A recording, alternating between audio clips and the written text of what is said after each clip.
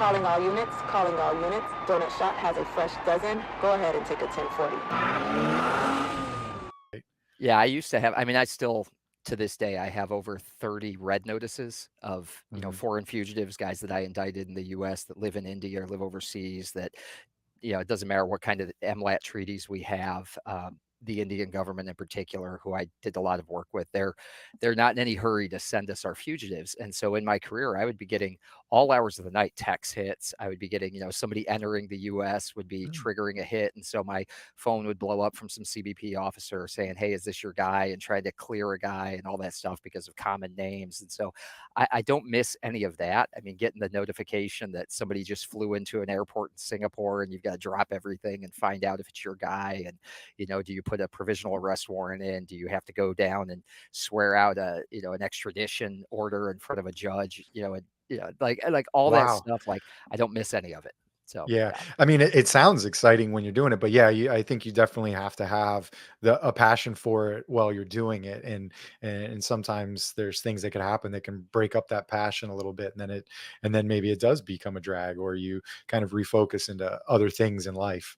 But yeah, I mean, it sounds kind of cool. I mean, these people, it's kind of espionage-ish because you're communicating with foreign governments and working with stuff. And then you're getting those calls, but yeah, somebody might come through an airport and it's quick, but they may be, I guess, allied airports or airports that have extradition treaties, like you said, so they may be able to yeah. help you out if you can nab that person. But That's the thing. Like when you're on the other side of the world, like my team and I did the first extradition from Singapore under what's known as the UN Treaty Against Organized Crime. And so it's this kind of relatively new treaty brokered by different countries through the United Nations. Mhm. And one of my fugitives flew into Singapore. He set up Singapore's kind of like Switzerland, but for Asia. Like there's a lot of Yeah. banking that goes on there. There's a lot of Oh. international business that happens there. And so a lot of people on that side of the world, India, China, other places, Malaysia, they fly into Singapore to do business. And one of my subjects from India that I had extradited, not extradited, I had indicted on a money laundering conspiracy, wire fraud conspiracy. After the smoke cleared, he travels into Singapore. He figures case is over. People in the U.S. have been arrested. It's been 2 years now. I'm probably free to move about the world again. And Interpol had our red notice, and it hit on him. He flies into Singapore. He sets up a couple of accounts there because he's going to start moving Bitcoin through Singapore because the Mm. Indian government is stealing too much of his money. They know he was indicted in the U.S. They're charging him basically a protection fee. And Wow. so he goes to Singapore to move his money over there. We didn't catch him on that one. We get the notice. He was in and out inside 24 hours. And the time it takes, it's not like, Yeah, television shows, right? It's not like a like pop. Law and Order, Yeah. or yeah. I Yeah. mean, there's a process. You got to get in front of a judge. You got to do X, Y, and Z. There's did the crime that he's accused of violating in the United States, does that line up to any crimes in Singapore and all that? So there's a whole process. But we get the notice. We don't have enough time to do what we need to do to bring him home.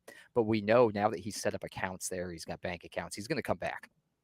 And so sure Yeah. enough, about 6 months later, he comes back, and we were actually able at that time to prepare the Singapore government in advance. We had our HSI, like attaché office in Singapore, was waiting, and they got him when he came off the plane.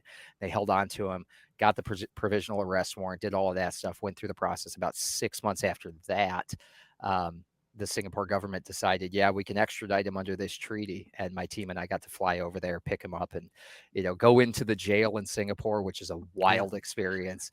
Yeah.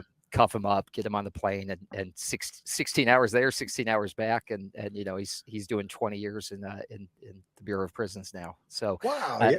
yeah, there were times when it was like I loved the job, I was good at it, I did it at a high level, but there are things when life settles down, you get to spend more time with your kids, and you get to spend more Mhm. time, we were talking about real estate before we started recording, and Yeah. doing different things that you're passionate about that you don't have time for when you're Yeah. doing that job at that high level. Um, it's nice to have that transition and to realize the things that you were missing out on as well.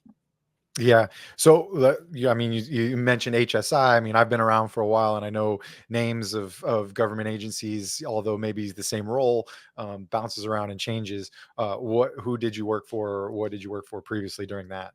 Yeah, so I started out with ICE, with Immigration and Customs Enforcement, Hmm. and ICE has a couple different sections. One is HSI, what's now known as Mhm. HSI. At the time, it was called OI, the Office of Investigations.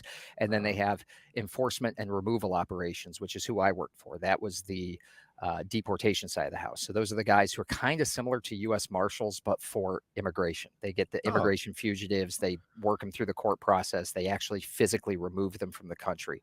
So that's where I started. I did that for about 3 years. I was doing fugitive operations, arresting fugitive aliens, removing them. I got to travel all over the world. I would load up. Literally, we had a Con Air sort of like fleet of planes, and we would load yeah. up 130 MS-13s and fly them into El Salvador, and we'd go into Honduras the next day. So I did flight ops. I was in and out of Central Wow. America every single day.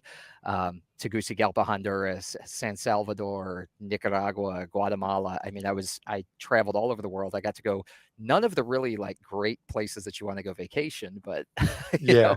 got to go I like was Venezuela, places like that though. I was just in San Salvador, El Salvador, in February. It's But yeah, nice now. you didn't go to Libertad, which is like a surf city and stuff Yeah, like that. You didn't go deal with any of those. I hit a no, couple of those places, but yeah, like you said, they've completely flipped the script in the last few years, and they have. although still third-ish world, it's not America, but it was I enjoyed it. It's It's got a where ways my to go. wife's. Like when Yeah. I was there, this would have been say 2007, 8, 9 ish, and like when I was there, I flew in one time with a plane full of MS-13s, and it's me. I'm the flight ops officer, so I'm the U.S. government's representative on the ground in El Salvador. There's a flight nurse, and then typically we would contract police officers from like San Antonio or Dallas or Tucson or wherever we were departing from, and they would staff up on their days off. So it was kind of like their Oh, wow. off-duty gig. And so they all Interesting. had their passports, and they were basically flight security for us. And so we would fly down with a plane load of typically MS-13s, and we're returning 100 plus of them to El Salvador. Now, keep in mind, most of these MS-13s, they may have been born in El Salvador, but they've been in the U.S. since they were 1, 2, 3 years old. They don't know El Salvador. El Salvador doesn't want them back. Yeah. And so I got met at the plane one time by this like general. I don't know what his rank was, but he had all Yeah. sorts of, all the typical like Central American looking, Rigmarole general, stuff all over. Yeah. all of it, right? And he pulls aside the flight nurse, and he's chatting with the flight nurse as I'm like checking paperwork, doing whatever. And the flight nurse, I can see kind of a panic look on his face. He's like calling me over. I'm like, all right. So I go over there. I'm like, what's going on? I speak better Spanish now, but back then very little. And Yeah. he's kind of in broken English. He's the flight nurse is like, he needs to talk to you. I said, okay. Mm. So the general, he looks at me and he says, these men will never be a problem for you again. And I was like, okay, thank you. And the flight nurse is like looking at me like his eyes wide open, like saucers, like, you know what he's saying, right? And I'm just kind of nodding along. And Yeah. so I said, okay, I appreciate that, sir. He's like, I want to emphasize they will never be a problem for you Oh again. man. So I step aside with the flight nurse. She's like, we got to do something. I'm like, buddy, we're on foreign soil. We got nothing we can do. Our job here is to turn over this paperwork and turn over these bodies and get Yeah. back on that plane and go home to the United States. And just cover your, like, We yeah. have no authority here. Yeah. So I don't know Yeah. what happened there, but I got the distinct impression that he was letting me know that that in no uncertain terms, and in those days, I mean, it's like you said, they've cleaned things up now, but back then, I mean, the police were doing what they had to do to Mhm. maintain order, and what they had to do a lot of times was not the sort of civil rights that we enjoy in the United States, to put it Right. mildly. So Like yeah, I've enjoyed in June I was in Iceland, obviously a completely different type of a little judicial different. system and life, and scenery, but I enjoyed talking to my friend who's a police officer, and I did a podcast with him.